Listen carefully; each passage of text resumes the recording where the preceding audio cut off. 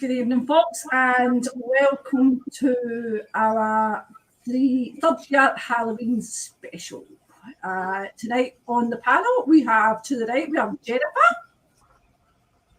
Down the bottom, we have Scary Craig. And to the left, we've got Gail, who's unfortunately not feeling very well today. But hi, Gail. Hello. We've also got the lovely Sarah. And to my left, I have no clue. Set of teeth.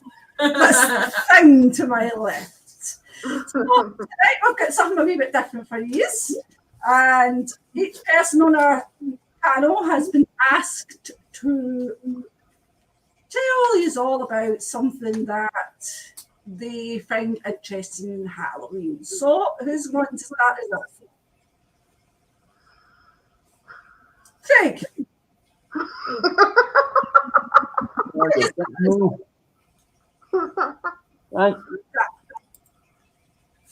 I'm going to do an old Scottish tale, okay, written over 100 years ago, 200 years ago maybe, okay? And this is Tam by Robert Burns. Now, it's written in the Scots dialect, so it might be a little bit hard to understand, but try and get through it, okay? So, here we go. The Ghostly Tale of Tam O'Shanter by Robert Burns. When Chapman Billies leave a street, and roofy neighbours meet, as market days are wearing late, and folk began to catch the gate, while we sit browsing at the nappy, and getting through and out and happy. We think not knowing the long Scots miles, the motors, waters, flaps and styles, that lie between us and our hame, where sits our sulky, sullen dame, gathering her brows like gathering storm, nursing her wrath to keep it warm. There's truth fast on this Tam O'Shanter, as he the air a night did canter. Oh there, where near the time surpasses, the honest men and bonny lasses. O Tam had vowed that seemed sae wise, as taken by Kate's advice, she told thee weel by what a skellum, of living, blushing, drunken bellum, that frae November till October, at market day thou wasna sober, that Inca Milder with the miller, thou sat as lang as thou had filler, but every knave was hard a shoe on, the smith and beat that gone through on. But at the Lord's house, even on Sunday, thou drank with Kirk and Jean till Monday. She prophesied that late or soon, thou would be fattened, drowned, deep and doon. Or cats with warlocks in the murk, by Alloway's old haunted kirk. A gentle dames that gives me greet, to think how many counsel sweet, how many lengthened sage advises, the husband frae the wife despises. But to our tale, I mark at night, Tam had got planted anchor right, fast in Ingle, bleeding finely, with reaming sweat that drank divinely, and at his elbow Suitor Johnny, his ancient trusty Ruby crony. Tam loved him like a very brother, they had been through for weeks together. But night brought on with signs and clatter, and that the ale was growing better, the landlady and Tam grew gracious, with favours, secret, sweet and precious. The Suitor told his queerest stories, the landlord's laugh was ready chorus. The storm without might rear and rustle, Tam didna mind the storm a whistle. 'Twere mad to see a man sae happy, and dragged himself around the nappy. The free him would leave the treasure, the minutes winged their way with pleasure.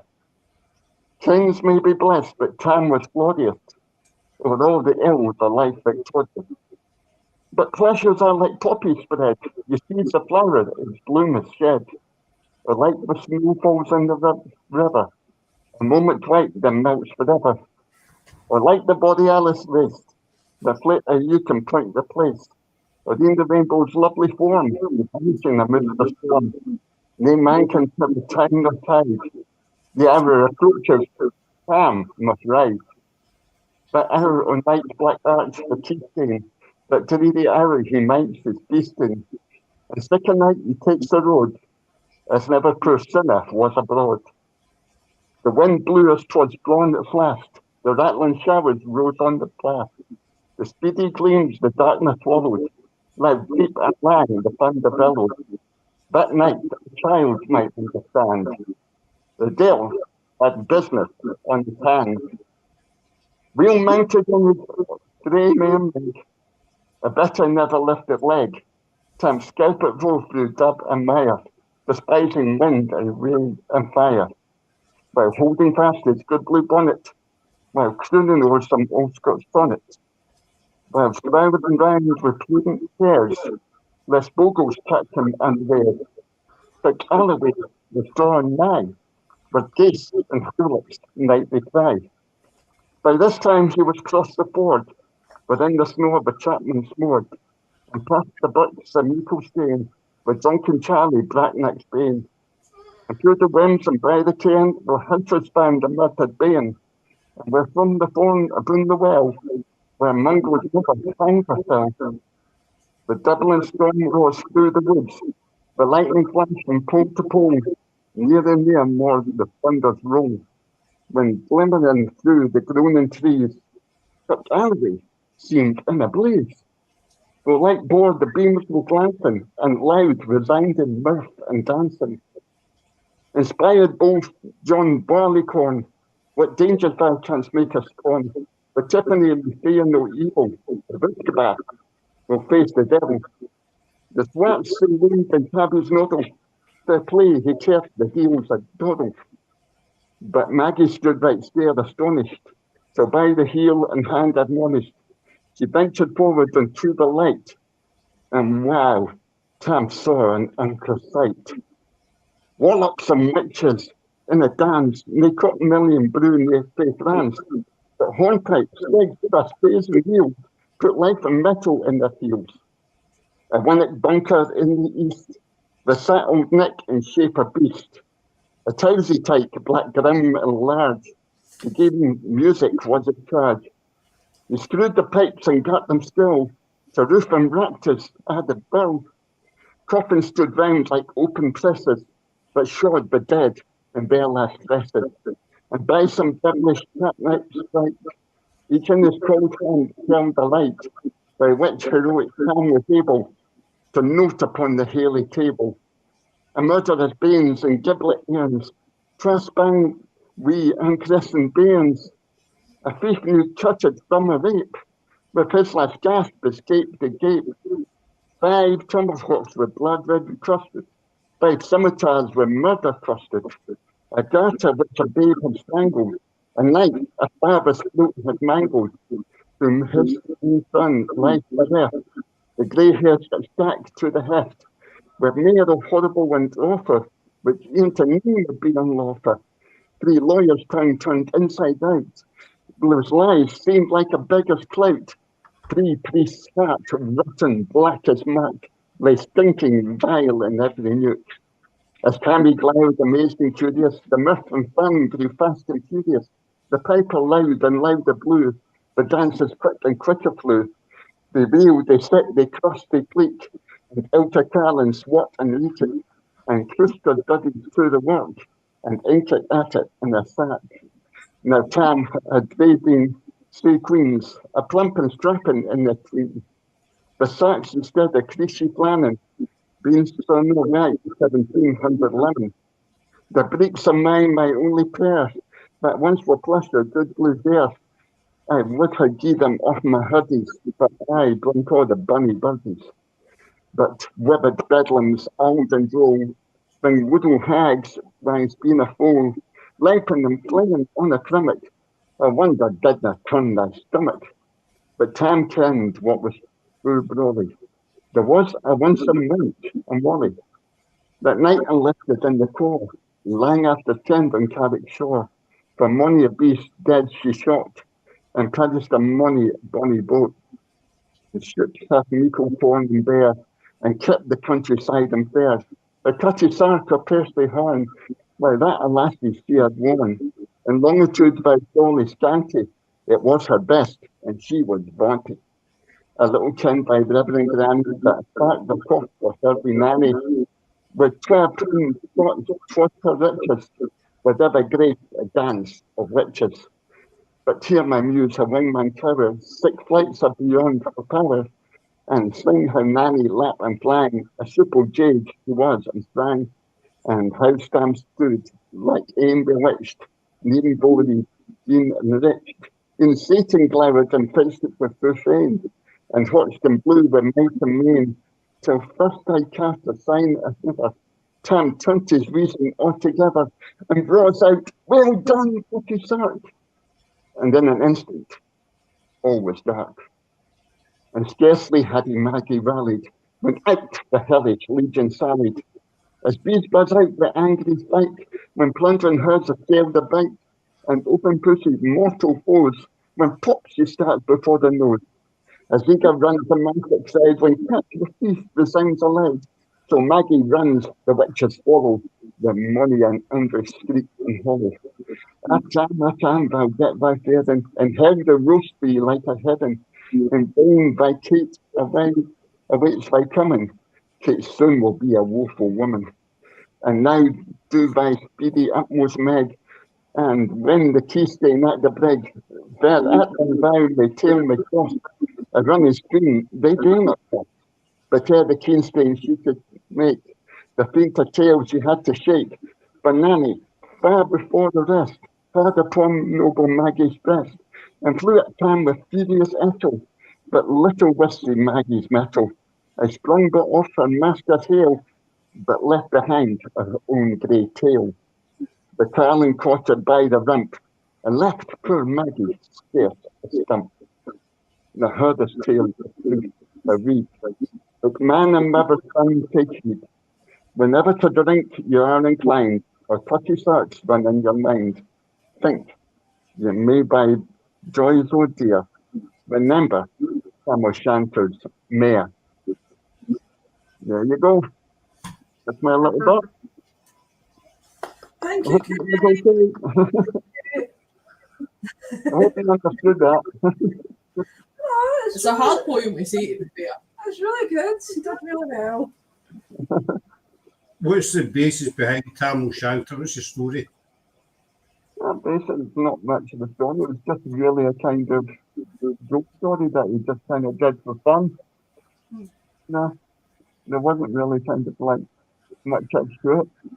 It kind of takes an awful lot of his kind of his normal kind of like things. He didn't like priests that much, and just kind of like a little bit of a kind of like Nicky take, sort of like virtuous, because he was known for kind of like his drinking and his women and everything like that. So it's kind of like a little bit of a gentle Mickey taking a kind of like a new kind of like a take of a church and everything like that. But it's quite fun. You have to read when you've got a skull mask on. I hope you enjoyed that, boss, whichever boss you are. I've never actually heard the poem before, so I've only heard excerpts from it ever. I've never heard the whole thing, so that was nice. Well done. It's not bad. Well done. Good. Who's next? who's next? Music. Taxi for an hour. Get one. Get one. You don't have one. Get one. All right, but I'm not going to do this with the mask on, because, yeah, no.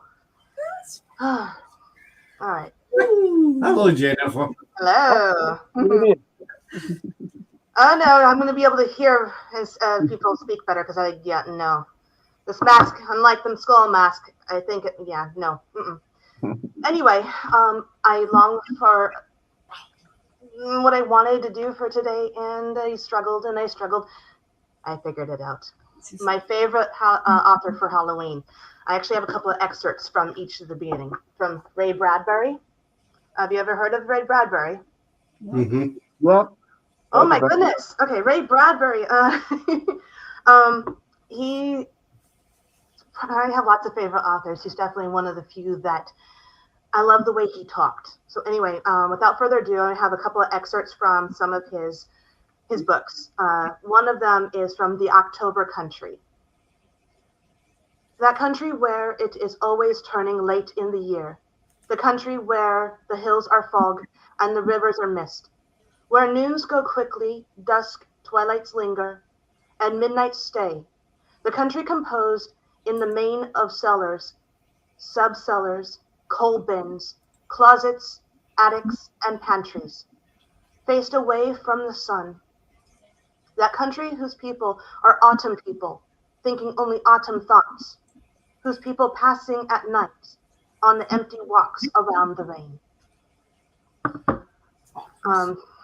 I'm going in order of my favorites. So that's my third favorite. This will be my second favorite, which is from The Halloween Tree, which was actually made into a animation movie in the 80s. Was it 80s or 90s? I forgot. Anyway, it was made into a movie. And I wanted to read the excerpt from the beginning of that book. Oh gosh, if I can read. There's a small town by a small river and a small lake in a small northern part of Midwest state. There wasn't so much wild wilderness around you couldn't see the town. But on the other hand, there wasn't so much town that you couldn't see and feel and touch and smell the wilderness. The town was full of trees and dry grass and dead flowers now that autumn it was here, and full of fences to walk on, sidewalks to skate on, and large ravine to tumble in and yell across. And the town was full of boys. And it was afternoon of Halloween, and all the houses shut against the cold wind, and the town full of cold sunlight. But suddenly the day was gone. Night came out from under each tree and spread. That's how that book begins. So, my favorite book by Ray Bradbury. I wish if I could read the whole freaking book, I would. We don't have that much time. Is my nose falling off? Well, this is a special book. This one actually has excerpts from other authors who were commenting on Ray Bradbury's works. So technically, it's probably more like there. This is the story. This is the commentary. I'm going to read just the excerpt for the prologue for the book of Something Wicked This Way Comes. First off, it was October, a rare month for boys. Not that all months aren't rare, but there be bad and good, as pirates say. Take September, a bad month, school begins. Consider August, a good month, school hasn't begun yet. July is really fine. There's no chance in the world for school. June, no doubting it, June's the best of all. School doors open wide and September's a billion years away. But if you take October now, school's been on a month, and you're riding easier in the rains, jogging along.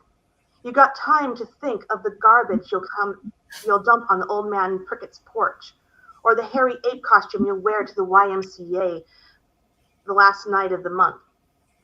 And it's around October 20th, and everything's smoky smelling, and the sky orange and ash gray at twilight.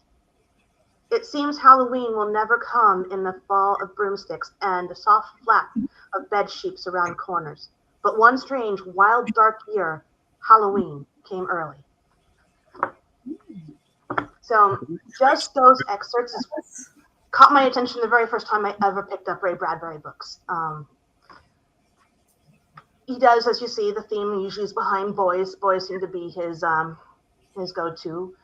The innocence. And every book that I picked talks about those innocents. It talks about the autumn people. It talks about the challenges that they face, especially around Halloween.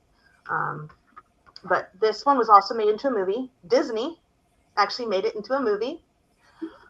Believe it or not. They did a pretty good job. They did a pretty good justice. It was also very dark for Disney to do this book. The two main characters, one was born right before Halloween and one was born on Halloween. They called themselves blood brothers since they were so close. Wow. But yeah, it's innocence. And the innocence for me with Ray Bradbury is I wish I had met him. he passed away in the year 2012. And I just can't go any Halloween, any month of October not reading one of his books. I will tell you the truth. I read this one this year in one day. I read this one in, 2.5 days. In October, that one, I don't read it really that much, so I didn't really read it this year. I just read that first part. But that's my essence of Halloween here in America. Ray Bradbury. Wow, what a triumph character. So it's a nice tribute to him. It's a nice tribute to him. Scott, I need to go fix my nose. It's fell off. His nose is I'll falling be off. back. My nose is falling off. Well then, and further notice. Mine already fell off. Mine already fell off. No, I just leave it. I want to get a krill mask. That'd be so cool. Does it look like Chip? Oh, you got right. You look fine. I'll be back. Yeah, actually, it's a nice tribute to the guy that every October you read. You have to read one. Scott, can you tell my story about Scotty? I'm doing Sarah's story, by the way, because she's not got a nose, basically. So I get what they say. Sorry, Gaffer. Before realise who you are. I don't care. I can who all. I think they realize who that is. Not. Have the guy. And if they don't, they're daft. You can do say this if you want. Is you ready to hear a story? Yes. Now this one gripped me as a child. It's an old story, but you need to picture the scene. Very, very dark Halloween night. You got a young couple, they're out for a drive, and they have the radio on in the car. Music's playing, having a nice time. And an announcement comes over the radio, a police announcement, saying that a patient has escaped from a local mental hospital. Police are looking for him, and on no account leave your house. Make sure your doors, windows, and everything's locked. So they figure, they keep a lookout. So they keep driving along, having a nice night, and the car breaks down, middle of nowhere, pitch black. So the boyfriend, being the man, says to his girlfriend, "You wait here and I'll go and find help. But you stay in the car and lock the doors." So he toddles off to find help. And the girlfriend's sitting there and time's ticking by. And then she hears boom, boom, boom on the car roof. So she's looking out the windows, can't see a thing, nobody there. She sits and she's quite surprised, a wee bit terrified at the same time. Short time later, she hears boom, boom, boom again. So now she's really starting to get worried. The time's passing by, there's no sign of her boyfriend, and she has no idea where this noise is coming from, even though it appears to come from the roof of the car. There is no one there. She's now rooted to her seat, totally frozen in fear. Again, boom, boom, boom. About 5 minutes later, she sees flashing blue lights in the rear view mirror of the car, and she hears a voice, a policeman's voice, telling her, "Get out the car and run towards me and do not look back. Whatever you do, do not look back." She quickly, but worriedly, at the car and starts running. But human nature, we always look back, don't we? When we're told not to look at something, we look. She turns around and looks, and there's a man standing, holding her boyfriend's head, hitting it off the top of the car. Boom, boom, boom. That'd be dramatic if it didn't work, did it? Well done. Not really. No, that's good. Then that reminds me of a few other stories that are very similar. Very similar. But the thing is, That was bad. that's the thing. And I've lost my hood. You're losing your good. Yeah. Was it? I There. don't know. It's just There we go. just face. I've got another one for you in a wee while. Well, I was going to let Gail go because I know that Gail's not feeling well. So if Gail wants No. to do if you I'm don't, not going to lie, I've not prepared anything because I feel like crap. yeah. So I think Gail, That's all right. or if you don't feel well, okay. That's cool. Yeah. You tell me, you something, you tell me to go. It's up to her. If you want to say something, say something. If you don't, just go, Gail. It's perfectly fine. The only thing I will say, see, like in all the haunted stories, why is it they always say don't look behind you? That is very true. That is very true. They say don't look back, don't look behind you. Same Every with- haunted stories always don't look behind you. Well, they actually, well, think about this. They, if you think back to ancient Greek, ancient Rome, ancient Celts, a lot of those stories that deal with anything dead or coming at you always tell you, don't look back. So maybe that's probably why they're been integrated into our stories today. You know, don't look back, don't go alone. This has been going around for thousands of years, so that's pretty awesome. Fear of the unknown, basically. Fear of the unknown, you don't know what's behind you. It makes it even scarier. Right, because you look back, it might come and get you. In Yeah. Japan, they tell you not to look back because you're looking back, they're going to come and spirit you away. Yeah. So every culture has, yeah, that's awesome. Yeah, definitely. What was I It's doing? the same with horror films, etc. And they say don't go up the stairs, don't go in that room. You know, Put in the basement. That would be okay. There's certain, yeah. That's why the franchise Scream talked about the rules of a horror film. I think It's back, but you never will be. I think it's basic human nature that you're going to look back, you're going to look up that stair or whatever. But why am I talking? Because I'm the host. Ran out of love, Scott. Keep going. You're the one who's hosting. That is a good point, but you're always told never to look back. You're going to do it. I've always loved today. Today's like awesome, and then tomorrow will be, oh yeah, Samhain, Halloween. Craig, you still have more hair than Scott. Thank you. Well, That's true. Your hat will show me no. did Sarah have a story or a poem that she was going to share? That was the story I told. She can't talk too much because her face will crack.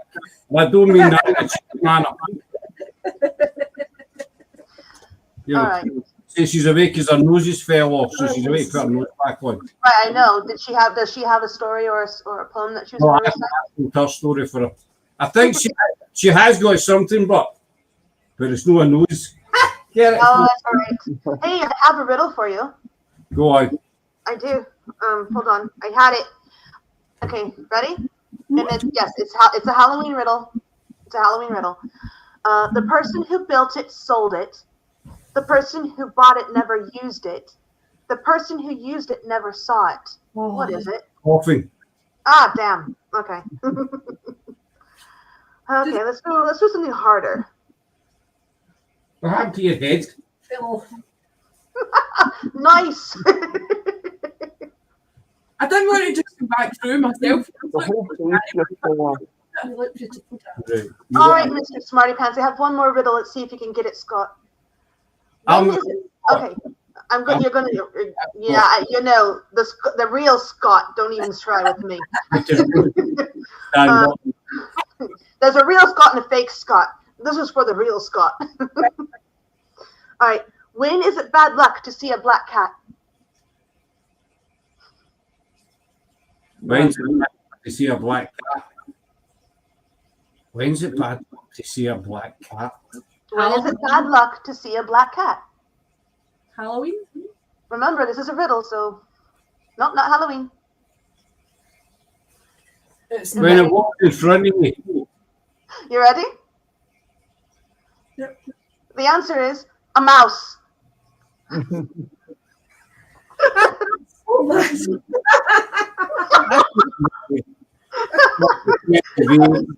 Just Linda, I'm an executioner.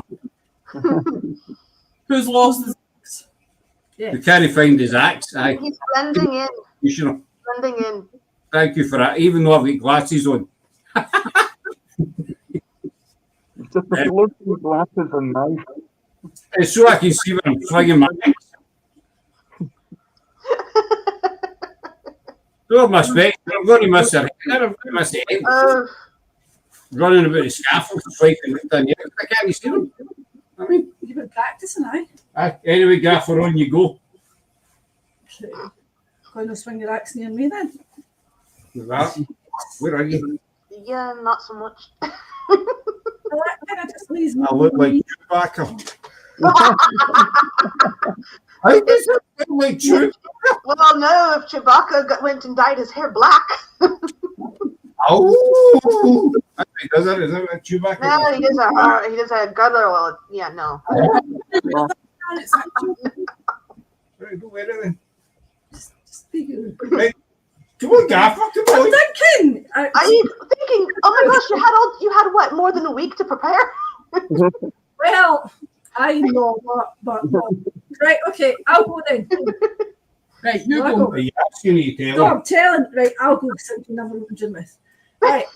I'll tell you another story. You want another story? No, I'll shut tell you a story. And then Don't. Warwick can tell you a story. Don't. Well, I'll carry on then. I'm trying. Stop flapping about. I'm flapping about. Right, Wally. I'm going to talk. Shut up. I'm gonna disappear now. Okay. You look like you have no neck though. But yeah. That's better. That's better. Jennifer. That's better. Right. As everybody knows, Halloween's normally celebrated on the 31st of October. Right? True. But Kilmarnock, where we live, is actually the only place in the whole world that celebrates Halloween. What? Sorry, what? Oh my god, will you freaking leave her alone and let her speak? I was speaking until he everybody interrupted me. Go on. Kilmarnock's the only place in the world that celebrates Halloween on the last Friday of every month. It's not every month. Oh, every month, Every the month. last Friday Of October. October. Wow. Every month. I Oh, still find that very strange that you don't celebrate Halloween on Halloween. the reason behind that is because Kilmarnock actually used to be an industrial town, and there was a lot of factories in the area at the time, and it was well known that the factory workers got paid on the last Friday of every month. So what they decided was, because that the factory workers get paid that week, that the children in the area were more likely to get treats rather than tricks. And so Kilmarnock celebrates Halloween on that day and has done for even since I was a wee child, and that's like a long time ago. I'm not going to say my age here, and that was a long time ago. Even if you go 4 miles out within the district, every other place still celebrates Halloween on the 31st. We are the only town in the world, as far as I'm made to believe, that celebrates Halloween on the last Friday of the month. Now, obviously, it's normal stuff, like the kids get dressed up, they go trick-or-treating at the doors, and in recent times, a lot of the boroughs within Kilmarnock, you've got Shotley's, Belfield and Wickham, they have pumpkin patches where the children can carve pumpkins down and have competition. We've got something called Welfare Estate where the kids can go, and all the adults, kids dress up, loads of attractions there for the children. Each year, each borough seems to get bigger and better, and it seems like all the houses as well in the boroughs are becoming more and more decorated, which is a good thing. But yeah, I just think it's fascinating that we're the only town in the whole world, as far as I'm aware, that does it. Yeah, I think you are now. Yeah. Early America, I would say, early America. When my parents were kids, they said that if Halloween landed on a weekday during school time, they actually moved Halloween either the Friday before or the Saturday, so that way they can actually stay all night, because the teachers didn't want to deal with the kids after Halloween on a weekday. So that tradition has pretty much gone away. I don't know for how long it's gone away, but I don't think. Okay, do not quote me on this. To my knowledge, no one in America does that anymore. And if they do, I'm sorry, I don't know.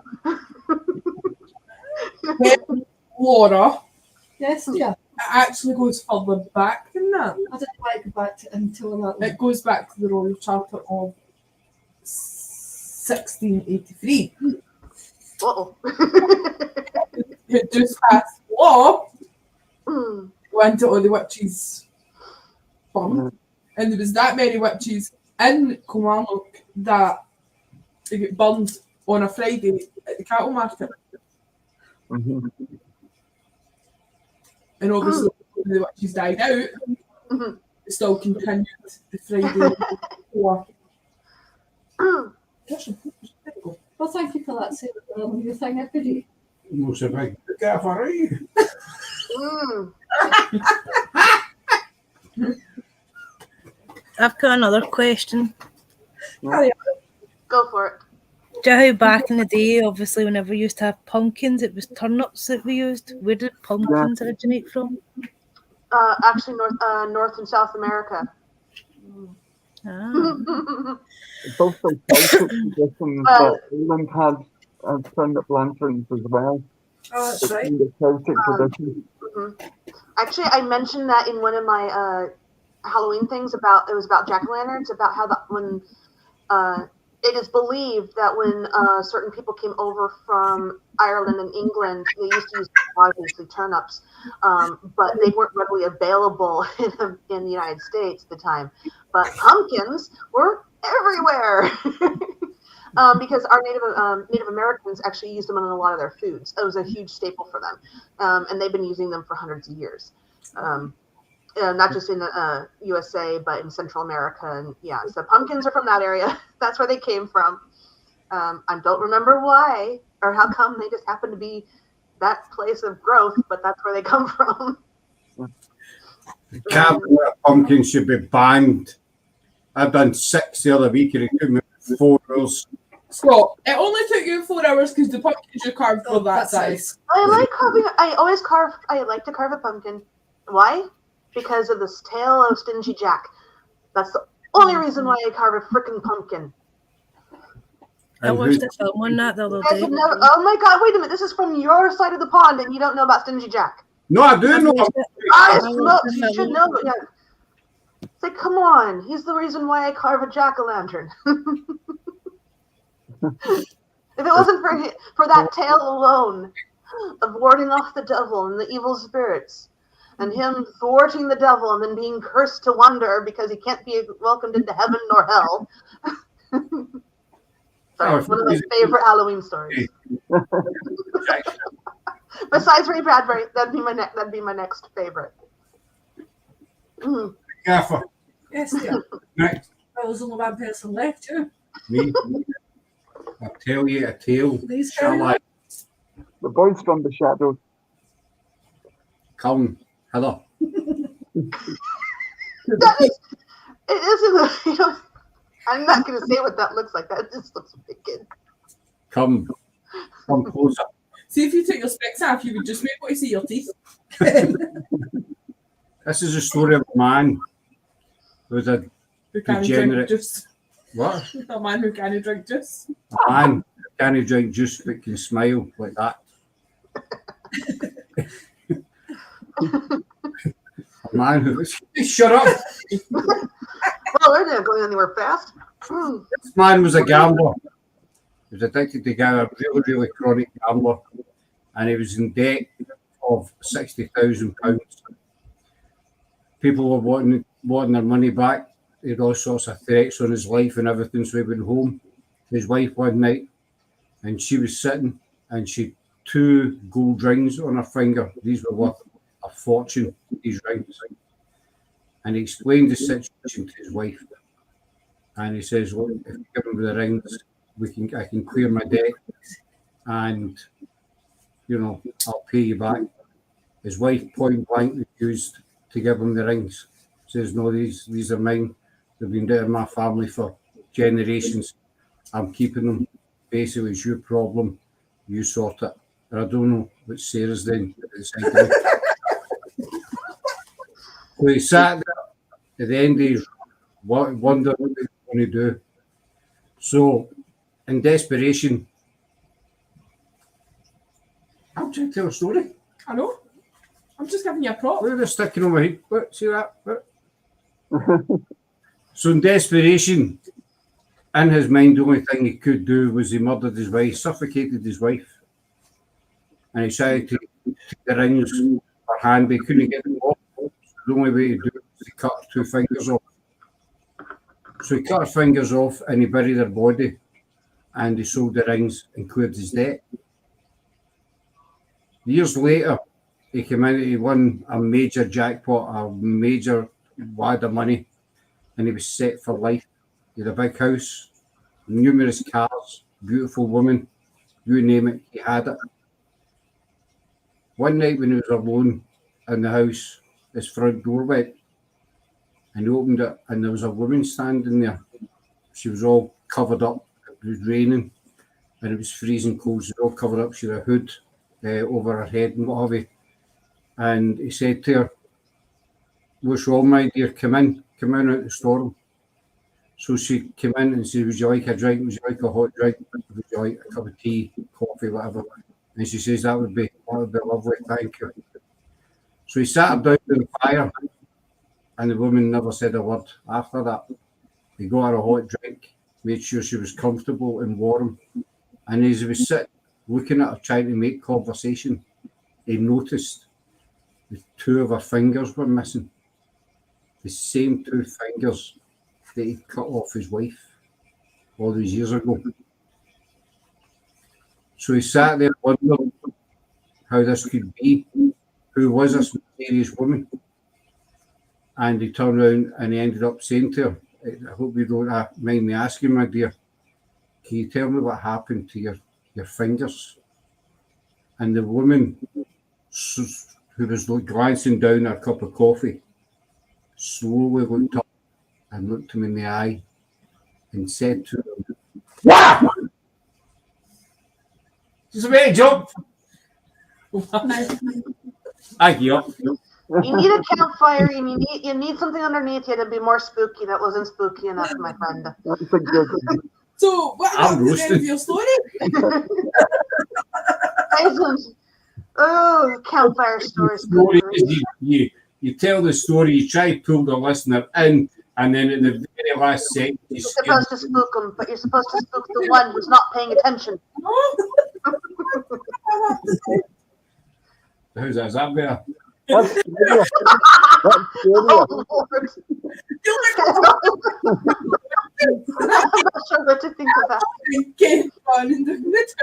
It's too warm with that window. So that was the story. It was very scary, but it didn't work. I feel kind of gutted now. So, you look like You find that scary? No, the whole point is whoever's listening to is meant to be engrossed in it. You know what? There's too many people desensitized these days. I know. However, I do have a friend who probably would have been pretty scared because she does easy jumps. I think he's been told in a dark night. I'm not going to the one night. no. I don't know what What does it look like? What? A horror version of Wee Wallowinky. Honestly. There is somebody in my fucking knows what it is. I just can't remember who it is. Oh, Well, thank you very much for that. he was a kind of psychopath, I wasn't he? know. You need someone a little bit more gullible to scare.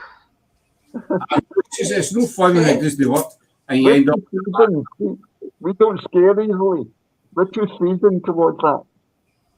I'm too good looking to be scary. Says the one who likes to watch horror films. Excuse me. I've got enough battery to be scary. So did you carry on? Jeez. Really? See these folk. So what is the origins of Halloween? We covered that last year. I know, but what I find hard to not to swallow, but is that you're saying about they moved the date. Well, all right. Now getting the origin of Halloween. As I said, we went over that last year, but moving the date isn't one thing. It's just the fact of the Samhain celebration, and Samhain is actually much older than Halloween, but that's what Halloween has become over the years. Without going into all that lovely detail, only because I actually do celebrate Samhain every year along with Halloween. People say, well, what's the difference? Well, one is an old holiday. The other one is has become tradition. I mean, that's the best way to explain that. I know in America, you see it in the films and stuff. You What? see it as a major thing. What is? Halloween in America. Halloween has become a major thing since the 1970s. It was kind of a major thing. No, not really in the 60s, but past the 70s, I would say it became a major thing. Hence why I've been doing the 13 days of Halloween. Not done yet. Got one more to go. I wish I'm looking forward to that one. All your things have been good. I'm looking forward to that one. I couldn't resist doing Devil's Night today. I had to do it because we're on the 30th, and Devil's Night is definitely is more of an American thing versus the Mischief Night, which is why I made sure that was included. Mischief Night is not what it is anymore. Devil's Night became something sinister and awesomely gruesome. Awesomely gruesome in a bad, terrible way, but but people do unfortunately take Devil's Night to heart and go out and cause chaos, mayhem, maim people. Unfortunately, start fires. Nothing I condone at all, but yeah, it's just become a more staple. It's supposed to be more scary than Halloween. But I don't know. I'm under the impression that both can be equally scary depending on who you talk to. Do you think? I read the one about Jason, Freddy, and Michael. And that one. I only chose those three franchises on purpose because they were the more famous and the more recognized. I didn't think people would recognize. Well, probably some people would recognize Jeepers Creepers, Scream, Leprechaun, or there's so many different ones that have multiple. Hellraiser, multiple. Movies franchise that deal with guts, gore, slashing, hacking, whatever. Warlock was another one. But no, the Nightmare on Elm Street, Halloween, and Friday the 13th are the huge staples here in America. And people will fight and debate who's their favorite one. Who could win in a battle? Will Michael Myers beat Freddy? Will Freddy beat Jason? Well, they did make a movie on that, and I didn't care for it. Apparently, there is a movie with Michael Myers versus one of them. I can't remember. I don't know what they're thinking. I really don't know. But I'm a Freddy's fan. I've always been a Freddy fan. If Freddy fan is first, then I go to Michael Myers, and unfortunately, Jason for me is last due to, God damn it, can they keep the story straight? Do you think I love Jason? I grew up with Jason. Think about this one. He wasn't the first murder. He wasn't the first one to kill. It was his mother. His mother, in the very first one, killed everybody. He was then around in number 2, and then somehow comes back in number 3. Not really sure how that happened. And number 4 and number 5, and then somehow ended up in space. Oh, I see that one. I remember that. That was just. Yeah, thanks. The space one was just that took it too far. They put him in space. Was a film. The same thing. It's just anything that was going to happen on the ground just happened in space. Space.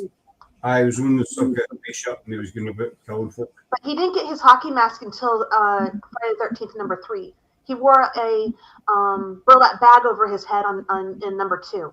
I was kind of like that, wasn't he? Yeah. You see, but now Michael Myers. Now there's a scary son of a. Anyway, And Myers, no. you talk about something that's supernatural that just won't die. Yeah. But they reinvented it. If you guys have watched all of them from the original Halloween to Halloween Resurrection, and then they rebooted Halloween from after Halloween 2, they rebooted it and erased all that happened to make that Halloween movie, Halloween Kills. And Halloween H2O, Laurie Strode had a son, not a daughter.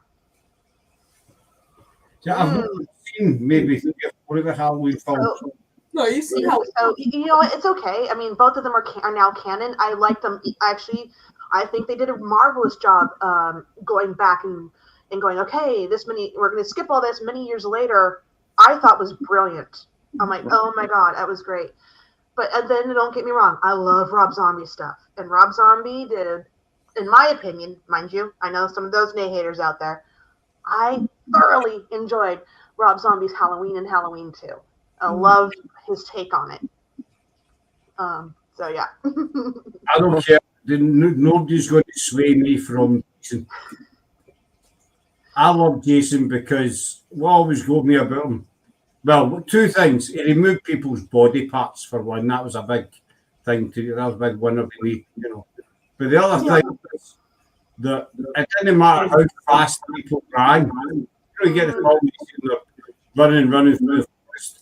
And Big Jason's just walking. He's not caring. But he always catches him. But Jason, the story keeps changing. And did you notice his build keeps changing too?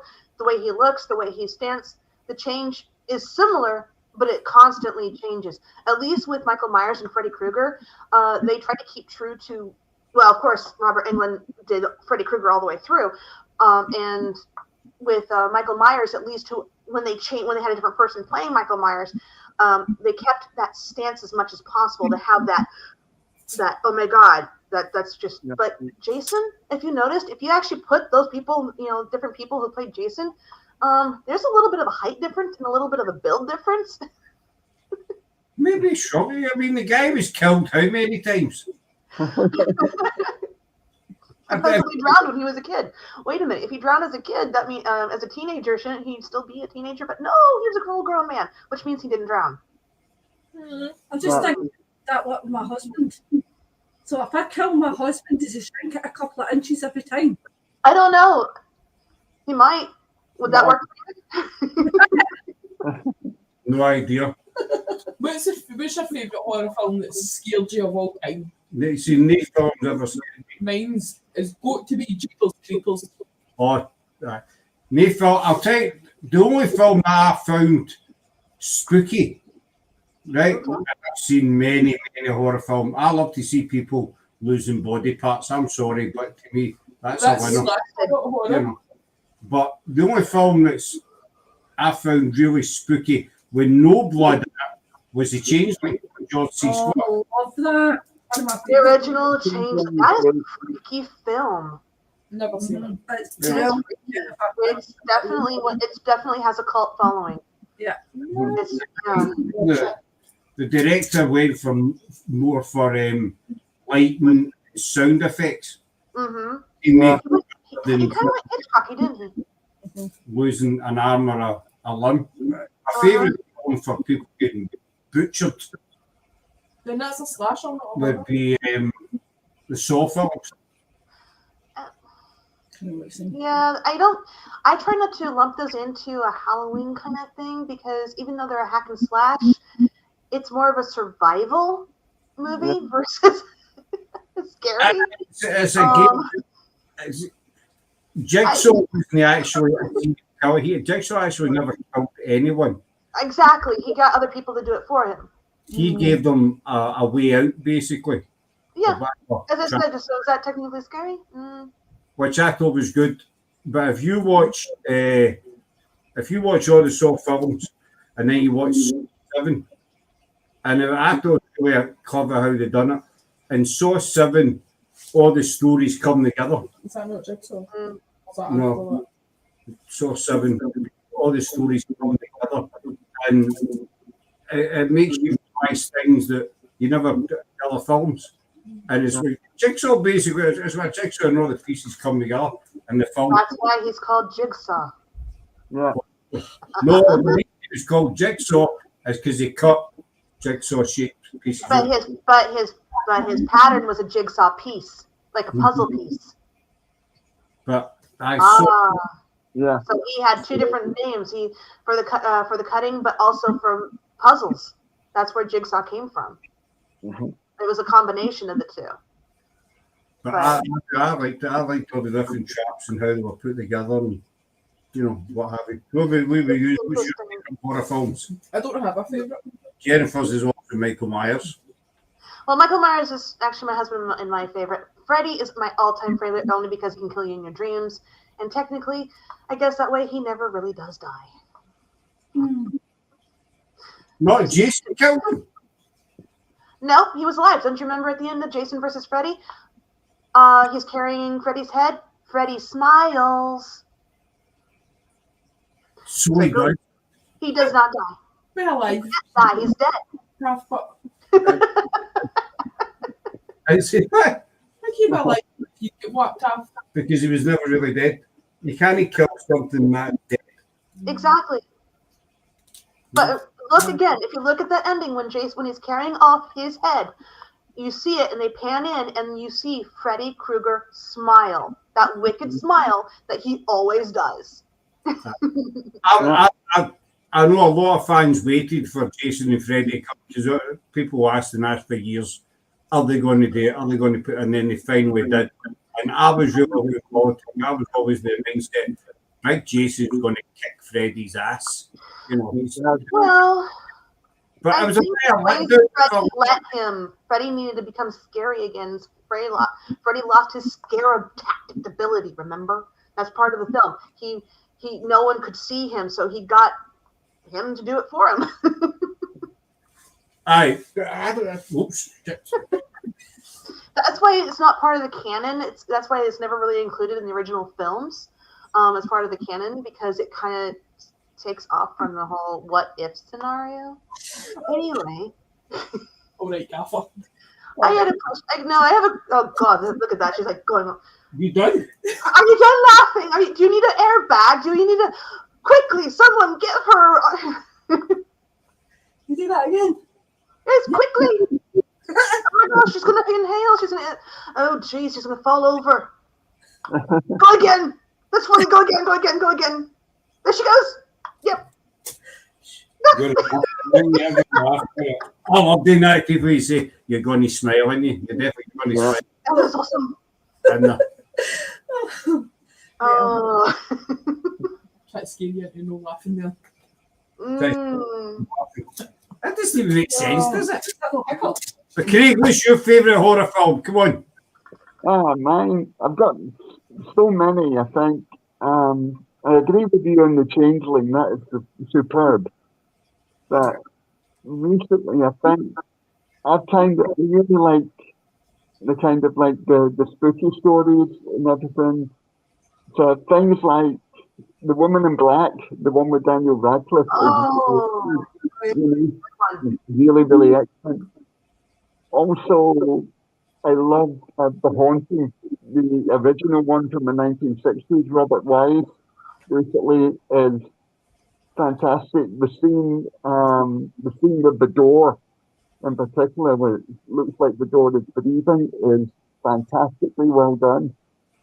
But I like kind of things, kind of hokey things as well. So I'm kind of like I'm a big Stephen King fan, and I feel that it can't be Halloween. It can't be anything unless you watch something like Salem Plot, the 3 hours sort of like the TV movie, the thing with David Soul is just superb. Salem Plot with, I think it's sort of like James Mason, David Soul, and possibly one of the scariest vampires that you'll ever see on screen. It's not like the Twilight thing, but it really is. The vampire in Salem Plot is proper scary.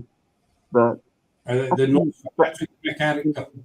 as far as the Freddy versus Jason sort of like thing, I'm really more of I'm more of a Freddy person. I love the I love the kind of wit of him and the kind of sarcasm, and I thought it was fantastic. Freddy's New Nightmare is one of the best sort of like modern horror films that you could almost sort of like have.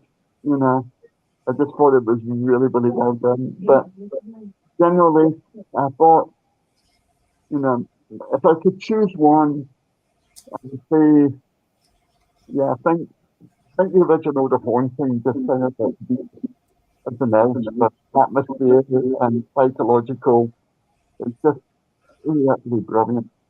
And that would be it. The Haunting. Did you Yeah. ever read the book? Yeah, I've got the book. Well, by Shirley Jackson, right? Yeah. I think the original black and white film did it more justice because it Okay. follows the book better than the remake. Yeah. So that's it. Mm-hmm. Here's a question. Also, I read the book, the Woman in Black as well, which is a fantastic book in Mm-hmm. terms of to read. What the Daniel Radcliffe film did it really, really brilliant, sort of like justice to it, just bringing up the atmospherics and everything like that. There was an old, I think it was a BBC TV film of it, which is supposed to be scarier and a lot more atmospheric into it, but I haven't seen that yet. So I might hint want that for my Christmas. Hint, okay? We'll have it. Get it. The original sort of like BBC Woman in Black, which is kind of cool. But anyway, yeah, the haunting was just kind of amazing, and it had some of the sort of like the best, both the book and the film have some of the best opening lines ever, ever sort of like in film, sort of like they have stood there for like 100 years or maybe more, and whatever walks alone. I think that's brilliant. Sure. Yeah. Stephen King uses Shirley Jackson quotes a lot for a lot of his ideas. Shirley that was where he got some of the idea for his movie Rose Red. Was from the idea of Shirley Jackson that a house can have. Yeah. What is going on over there? What? I thought she just started laughing. What is driving this? Holy hysterical. There's been a Halloween hysteric. Of course, I said, well, there she goes. She's blown her lot. Oh, You do? sorry. See if you use what's sitting where I'm sitting. Believe me, you would be laughing too. Why? Because I'm here. Hey, all right. Here's a question, guys, right? Not film related. I don't know you can wear makeup. I swear to God, it itches like hell. I know, why did I have to go off when my nose fell off? I'm not picking my nose, by the way. I'm actually scratching it. So, question for you. You got Halloween, right? And it's said to be the night when the veil between spirit and the physical is whether that's true or not, who knows? Do you think that when people go investigate on Halloween that a lot of them investigate their mind's heightened because of the time of year it is, yes. And they hear more than they actually they think they hear or see more than they actually do? Yes, yeah, definitely. That makes sense. It's an expectation, isn't it? Did we not go investigate last Halloween? Yeah. Right. Aye. Right. Aye. Does that make sense? Yeah. Yeah. I mean, the ancient Celts believed at the end of the year, for the Samhain to November, to bring the end of the veil because the year was coming to an end. But over here in America, it's more like no matter what time of year it is, they're always active. Cold, hot, don't matter. But I think people, when they get it in their head and and they're told over and over again, oh, this is because of this and this is because of that, and they start believing such things, then yes, I can see how people would believe that this is now the thinnest and this is why we are experiencing things. Well, the fact remains that they're always there and they're always around, but now you're just paying attention. Yeah. True, Yeah. very, very true. So, Back to film related, why is nobody mentioned Hocus Pocus? Cat. well, no, that's true, Gil. I'm not going to say a darn word about Hocus Pocus 2. I have I love nothing Hocus but Pocus. bad things to say about that movie. I love that. Aye, Hocus Pocus 2, I enjoyed it, but it didn't have the same. I liked Hocus Pocus 2 because I like Bette Midler. I think she's brilliant at it. But I liked it because it actually gave the background to the brothers and sisters, who they were. You know, they were kids. Yeah, but the background was very short, and it didn't go on, and it defers and switches the story from the original. In the original movie, they said where they got their magic from and how they got it. In the Hocus Pocus 2, now they're getting it from another witch. So, what's the truth? They switched the story. Who did they say in the first one? Who did they say they go to the first one? What did they call when they didn't know that Halloween had been turned into a mockery, and they see the guy with the devil costume? They called him what? Master. They thought he was actually the devil. Yeah. Mm-hmm. So throw the magic to him. Mm-hmm. What do you think, Gail? Well, yeah, when you put it that way, yeah, I never paid much attention to it that way. Sorry. That's okay. I adore Hocus Pocus, the first one. The second one, I watched it all the way through. I get it. People were pushing for a second one. I understand that many people like the film. I didn't. I thought it fell flat. I thought it was rushed. I thought the background story wasn't enough. I thought things were changed. About how I'm like, okay, so now you included that from number 1, but now in number 2 you changed the story. So for me, no, I'm sorry. You can hate me all you want. Don't hate No. Just Others who are now either going to watch this later or whatever are going to go, holy moly, yeah, I can't believe you. I'm like, no, I'm sorry. I just couldn't. fair enough. There was so many holes, and then they were starting to sing. They sang when they first popped out from the candle are being lit. I'm like, what the hell? Oh, Just not get the same that was pizzazz. weird. I mean, I like Bette Midler. I thought Hocus Pocus, the first one was great. I thought it was brilliant. I just loved the way the 3 sisters connected and Even in the first one, when they sing and then the audience starts singing, they the really into second it one. and putting it on, and the second one, it's just meh. I liked the background to the sisters in the second one, but some of it was just too stupid. The other one's the Addams Family. There's one though. The Addams Family. You mean the new Munsters? No, like Wednesday and all that. Okay. Are you talking about the new Wednesday Netflix that comes out? We don't get it until November. I'm looking forward to watching that. Yeah, that's by Tim Burton. It better be good. That's a film I've never seen, Adams. I've seen clips of it, but I've never actually Never. sat and watched the See, it was that movie bought for the movie. That one, watch with the doll, Coraline. Coraline. Oh, I love that. But it's not a Tim Burton. I think that the second one never is, 9 times out of 10, the second one's never as good as the first one because they just can't recapture that magic. Oh, was the second Top Gun better? Especially so many years later. Yeah. I mean, okay, I get it. They actually wrote a book that came, which was prior to all this. It came out about, but it didn't. But it was a different storyline, completely different storyline. It's nothing to do with paranormal. I would take the new Top Gun film I watched Maverick. Now, I love Top Gun, the original film. The Maverick is good, but it's not as good as the first one. I Just haven't me. seen it, and unfortunately, sorry, I'm not a Tom Cruise fan, so I probably won't be watching it.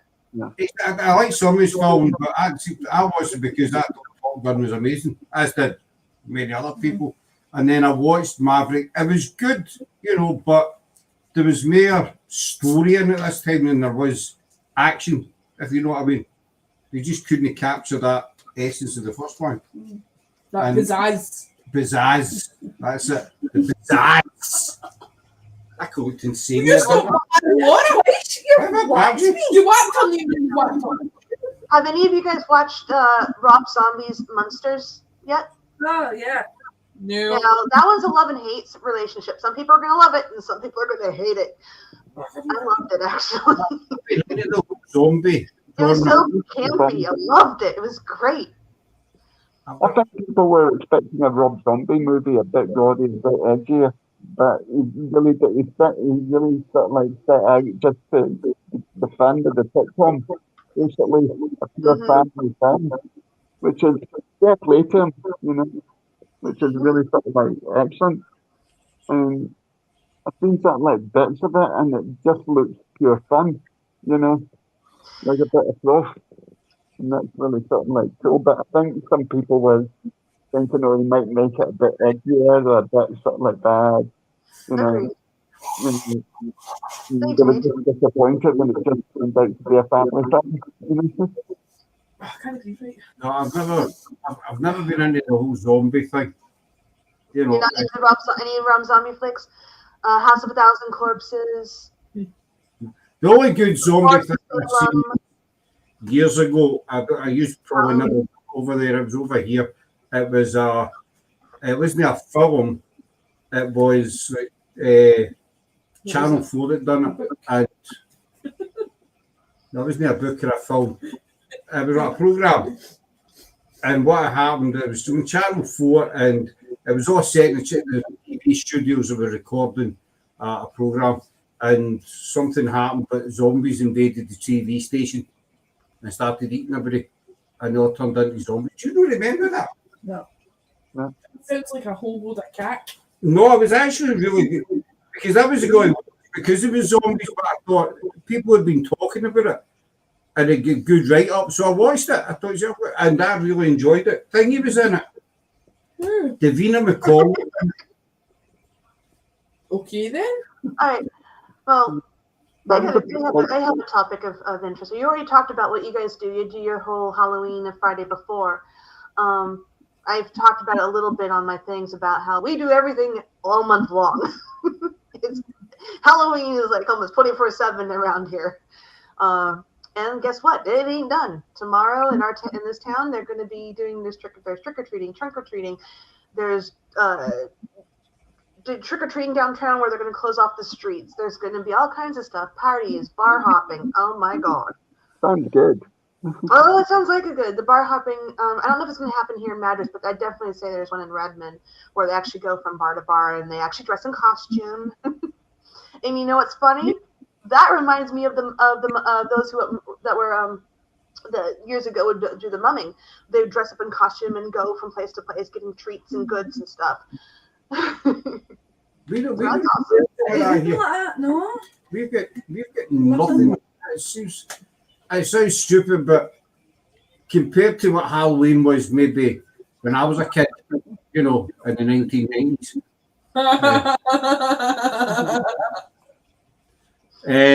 I mean, we love Halloween because you get duking for apples. I don't know what you call it over there. Duking for apples. Bobby.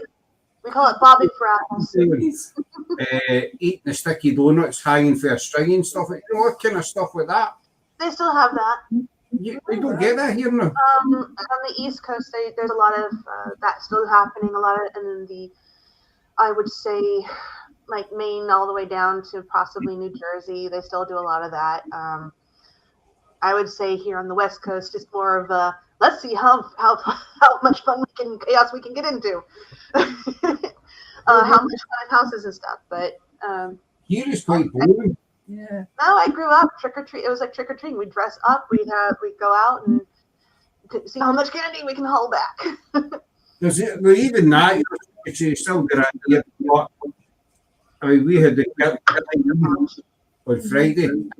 Not one person came in the door. Same Not as one came in the door. More, I the same. the same. Not one child came to the door. Not one kid came in. And where years ago the street was mobbed with kids. But no, you know, I went to the window a few times on Friday, and there was nobody about. I know, I had kids. There's a threat of rain coming tomorrow, but those kids are not going to stop. They want their candy. But even though here, chicken is kind of not dying, but I don't know what it is. It's but because a lot of the years people are giving to kids stuff that isn't candy, so it's ruining them. I'll let Sarah tell you. Yeah, they don't give. I mean, yes, there's the. There was a time that they actually held back on candy for a while and not go to door to door, because the original Candyman and what he did to his son. That was sad. Well, the story. I don't remember his name. I actually have to look it up. I chose not to do it for 13 Days of Halloween because it is rather gruesome. But what the hell? We're here now. Already, I'm opened that can of worms. Basically, the story goes that he poisoned his son. I don't remember how many others he may have poisoned. He laced pixie sticks, the candy sugar sticks, and needless to say, killed them. He was held accountable. Anyway, the story became more of an urban legend that check your candy, and then later there were actually people putting razor blades and injecting the candy. So hospitals would actually tell people, hey, come to our hospital, we'll x-ray your candy for free, make sure there's nothing wrong with it. But over the years, people haven't stopped. It hasn't exactly stopped them from going out trick-or-treating. They're still getting stuff. But if you're a good parent like I was with my kids, dump out the candy. Okay, looking at the wrapper. Okay, that one's okay. That one looks okay. Oh, no, that's open. Goodbye. But yeah, it's scary to think that these have happened, but hasn't deterred our trick-or-treaters. We have the Candyman. We even have a movie that they based off the Candyman, but they kind of changed it to something horror-like. Yeah. But yeah, it's there's some nasty things that have happened because of Halloween. That's almost ruined Halloween. But here we are, still going strong. No, it's gonna stuff is happening. So that what are they doing? Swapping candy with drugs or something? Aye, there's like ecstasy tablets that's out, and there's also gummy tablet things, and they just look like normal candies, but they're not, obviously. So, as a rule of thumb, I've always said that if it's in a packet, it's safety. If it's just loose, then don't touch it. So when you make like tablet and whatnot, that goes in the bin. Yeah. It's sort of like years ago, you know, I didn't do that. It's all changed so much these days. Because you could go trick-or-treating yourself and you come back with 2 big carrier bags full of crap, basically. And you were all good. No, he's doing it. But you ready to wind it up there, boss? I am. Yeah. Yes. Right, so what we got? I'm sweltering in here. Take it off. I'm sure you are. The man behind the mask. I will hand you over to my lovely assistant here, who seems to know a lot more about what is going to happen with PIH this week. So over to you. No, it's you. Tuesday we've got GSI. Well, first of all, what's Jennifer's just finishing up her 13 days. I was going to say 13 days. Got one more to go. No, That's 13 tomorrow. days of summer. I was going to say 13 days. Was that not a film, 13 Days of Summer or something? No, is it not so? No. In America, they start counting down to Halloween. They usually say 13 Days of Halloween, and they do all these horror films and all these things, baking shows. It's all Halloween for literally either the month of October or just up until Halloween. Just like they'll be doing a countdown to Christmas. No joy. Sorry. Not long to go now before the fat man comes down the chimney. We were watching a Christmas film. You're 1st talking of about the November, Friday? the Christmas tunes will be on. And I'm not No, talking. I think 13 days was actually chosen because lots of people have been afraid of the number 13. And, well, I'm sorry, the origins of the 13 is not to be afraid of. But I was going to say that there's, it's superstition. There's It nothing. is superstition. And most superstitions do happen around Halloween. And I did not do any of those. I could have. I chose not to. Same as Friday the 13th. People are like, it's unlucky. But it's just another day, It's just another day. All right, it was unlucky for the Knights Templars, but, we'll go there. Yeah, and they're messing with you hardcore. That's reduced packet in. So after Jennifer finishes her 13 days of Halloween, which will round up tomorrow, she's going to be having a few days out to recharge her brain. All right, ladies? Yes. I mean, are you all right? So embarrassing. Moving on to other stuff, and don't forget our 2 episodes of The Edge of My Perceptions. Yeah, I'm working on the next one. The next one is coming out hopefully in the next 2 weeks. I'm sorry it's taking forever to get it done. But it's going to get done. Give her first episodes a listen. They're really, really good. That's The Edge of My Perceptions. Over here, we have our old friends GSI coming in Tuesday night. Woo! GSI was one of our first ever guests when we started doing the podcast, and we've remained really close ever. So for the last two and a bit years or something. So they're finally coming back on Tuesday night to chat with us. We had to postpone our unknown waters because of the weather, basically. As we did say off prior, it was weather dependent, but the weather on Saturday was just not for going out the boat with. Was what? Wasn't acceptable? It wasn't acceptable. Yeah. So, the water's not going anywhere. It's still going to be there. That's what I asked you the other day, if the boat would flip. Aye, that's right. Do you want to hear something different? See, that obviously, under waters, we're doing it in a boat, right? Obviously. Sarah asked me the other day if it rained, would the boat flood? That's funny. That happens. I don't have an answer for that one. I've not, I've never asked that. So that's what I got asked. I'll just check this again. So we'll get that. And we are very happy to confirm that we are starting to film our Wallace Trail next weekend. One of the guys who Society's been injured, so that's how it was delayed. But he is up and running. Well, not up and running, but he's back to normal, and we are starting next weekend. What date? Probably Sunday. And that's it. We've got lives lined up, guests lined up all the way through to mid-December when we wrap up. So we've got Unknown Waters, and we have, what did I say? CSI coming in. CSI. Wow.